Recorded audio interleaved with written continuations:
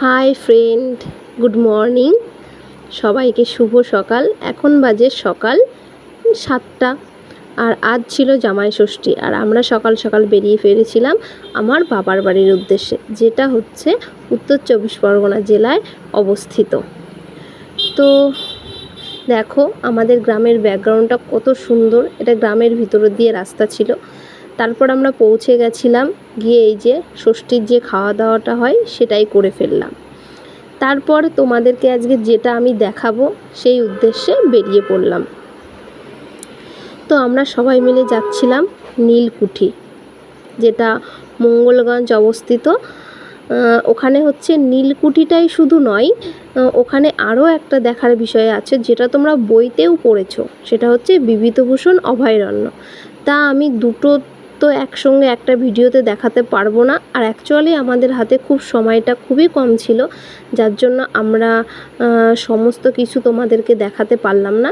তো আমি ও গাড়িটা চালাচ্ছিল, আমি পেছনে বসেছিলাম পুচু ঢুচু নিয়ে। তো সবাইকে নিয়েই যাচ্ছিলাম। এটা আমাদের গ্রামের ভিতর দিয়ে রাস্তা। আমাদের বাড়ি থেকে যেতে সময় লাগে 5 মিনিট। তো আমরা ভিতর দিয়ে যে রাস্তাটা দিয়ে যাচ্ছিলাম, এই দেখো। তারপর গিয়ে কাছাকাছি চলে এসেছি। আর ওই যে বাগানটা ভিতর দিকে দেখা যাচ্ছে, ওটা হচ্ছে বিভূতিভূষণ অভয়ারণ্য। তো নদীটা পার হয়ে ওপারে যেতে হয়। তো আমরা তো আর পার হয়ে ওপারে যাব না, কারণ এখন বর্ষার সময় ভীষণ ভিতরে জোর জঙ্গল। ওগুলো এখন বর্ষার সময় পরিষ্কার না হওয়ার কারণে সাপ পোকামাকড়ের প্রচণ্ড ভয় থাকে। এই জন্যই আমরা পার হয়ে ওদিকটা যাব না। আমরা যখন শীতের সময় আবার যাব, তখন তোমাদেরকে আমি বিভূতিভূষণ পার্কটা ঘুরে দেখাবো, আর বিভূতিভূষণ অভয়ারণ্যটাও ঘুরে দেখাবো, ঠিক আছে? এখন আমি তোমাদেরকে দেখাই শুধু নীলকুঠিটা। তো আমরা আমাদের গন্তব্যস্থলে চলে এসেছিলাম। এই দেখো, দেখেছো বর্ষার কারণে এখানে কেমন প্রচুর শাকও হয়েছে, কিন্তু বুঝতেই পারছো গ্রামের পরিবেশ, এগুলো আর কেউ খেয়ে উঠতে পারে না। আর এখানে এই যে 2-4টে দোকানও আছে। আর এই যেটা আমি তোমাদেরকে ঘুরে দেখাবো, সেটা হচ্ছে এই নীলকুঠি। দেখতে দেখো, এটা হচ্ছে যখন পুরনো যুগের ব্রিটিশরা ছিল, তখন এখানে বসে এখানে ওরা থাকতো আর এখানে নীল চাষ করতো।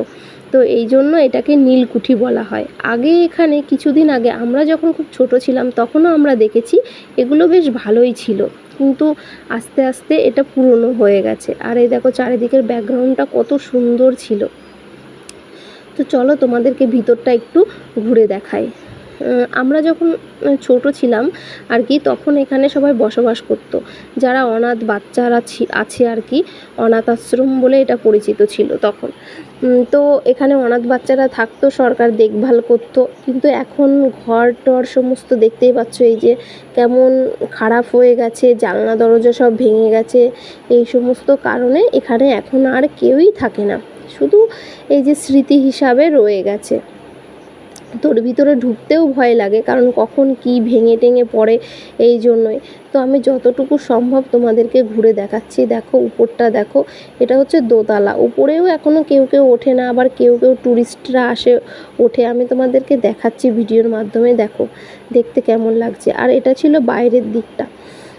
আর অনেকে আছে আবার উপরে একটু ওঠে, কিন্তু আমাকে ও বলল, না তোমার এই উপরে উঠতে হবে না, কোনো একটা বিপদ ঘটে গেলে তখন খুব মুশকিল হয়ে যাবে। দেখো, এই জন্য আমি আর উপরে উঠিনি, আমি নিচে দিয়েই ঘুরিয়ে তোমাদেরকে দেখাচ্ছি। আর এই যে সামনের যে গলিটা দেখছো, এই গলিটা দিয়ে হচ্ছে উপরে ওঠার সিঁড়ি আছে এখান দিয়ে।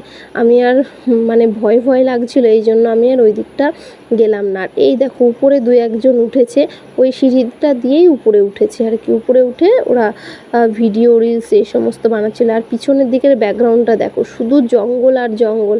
এই সমস্ত জায়গায় এখন বর্ষার সময় প্রচণ্ড সাপ পোকামাকড়ের ভয় থাকে, এই জন্য আমি আর ওই জঙ্গলের দিকটা আর গেলাম না। মানে কি বলো তো, এখানে এত মনোরম পরিবেশ, আসলে তোমার দেখো কত সুন্দর, মানে আসলে মনটা ভরে যায়। মানে খুবই ভালো লাগে দেখতে, খুবই ভালো লাগে, খুবই সুন্দর পরিবেশটা। আর এখানে কিছুদিন আগে, মানে বছর 3 আগে, সুন্দরভাবে পার্কও তৈরি করে দিয়েছিল সরকারি মাধ্যমে। কিন্তু কি বলো তো, মানে যেটা পরিচালনা করার যদি কোনো কিছু না থাকে, তাহলে সেই জিনিসটা বেশি দিন ভালো থাকে না আর কি। তো পার্কটা এই যে রয়েছে, কিন্তু পার্কের যে সমস্ত পশু পাখি সমস্ত কিছু ছিল সেগুলো নষ্ট হয়ে গেছে।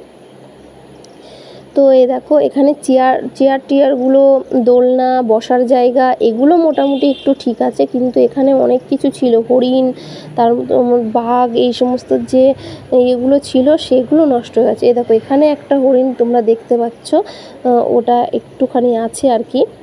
আর এই যে এখান দিয়ে একটা রাস্তা, এই রাস্তা দিয়ে এই যে এটা হচ্ছে আমাদের ইছামতি নদী আর কি, যেটা বাংলাদেশে প্রবেশ করেছে। আর এখানে এগুলো ছিল বোর্ড, দেখতে পাচ্ছ এই বোর্ডগুলো চড়ে সব ওপারে যাওয়া যায়, এবং বোর্ডগুলো চড়ে সবাই নদীতে ঘোরাঘুরিও করে।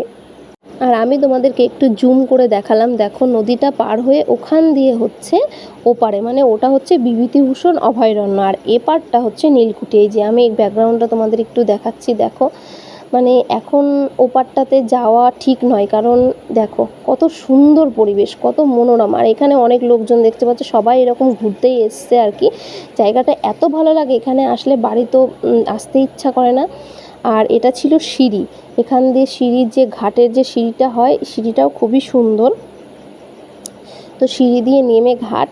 তো তোমরা সবাই কমেন্টে জানিও আজকের ভিডিওটা কেমন লাগলো, নীলকুঠি তোমাদের কেমন লাগলো। তোমরা চাইলে ঘুরতে আসতে পারো, এখানে ভিডিও করতে আসতে পারো, খুবই ভালো জায়গা, আশা করি খুবই ভালো লাগে। তো আজকের ভিডিওটা এই পর্যন্তই। ভালো লাগলে সবাই লাইক কমেন্ট শেয়ার করবে। আর এই দেখো সিঁড়ি দিয়ে নেমে গিয়ে নিচে যে নদীটা, সেই নদীর ঘাট।